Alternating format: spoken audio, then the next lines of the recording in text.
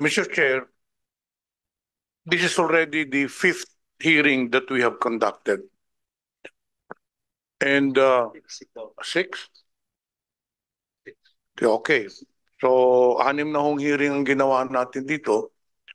We have already heard all sides pertaining to this subject matter. We have discussed thoroughly all the pertinent provisions of Republic Act 11422. We exhausted already all arguments that needed to be discussed.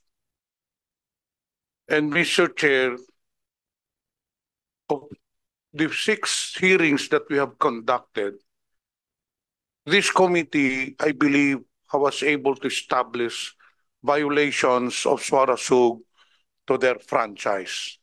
And may I repeat what has been stated by the author, Representative Gutierrez.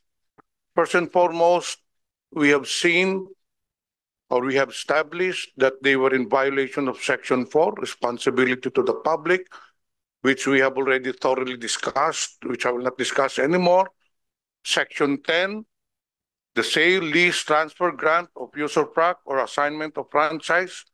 We were able to establish that there was a change of ownership from Kingdom of Jesus Christ. In 2020, they reported in their GIS that KOGC owned 95% of Swara Sug.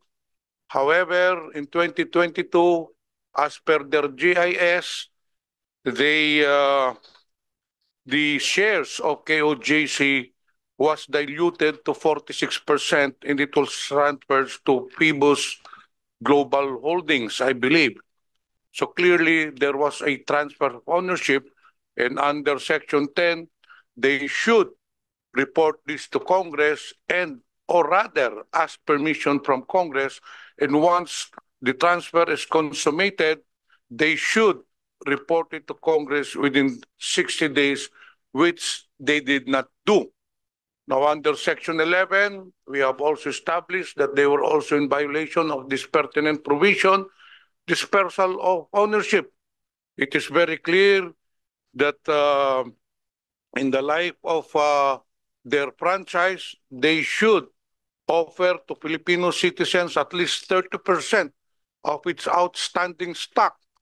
However, for the past 29 years on which they have been operating, not a single stock has been offered to Filipino citizens. And lastly, Section 12, which is the reportorial requirement.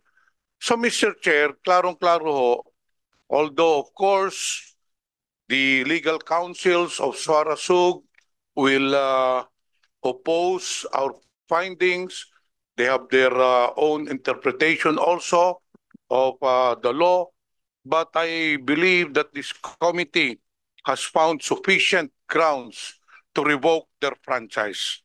On this note, Mr. Chair, this representation would like to move for the approval of House Bill number 9710, an act revoking the legislative franchise granted to Swara Sug Media Corporation. So move, Mr. Chair. There is a motion. Approval of House Bill 9710. Any second? Second the motion, Mr. Duly Chair. seconded by the Honorable Pancho. Any objections? The chair in objections. House Bill number 9710 is approved as with no amendments.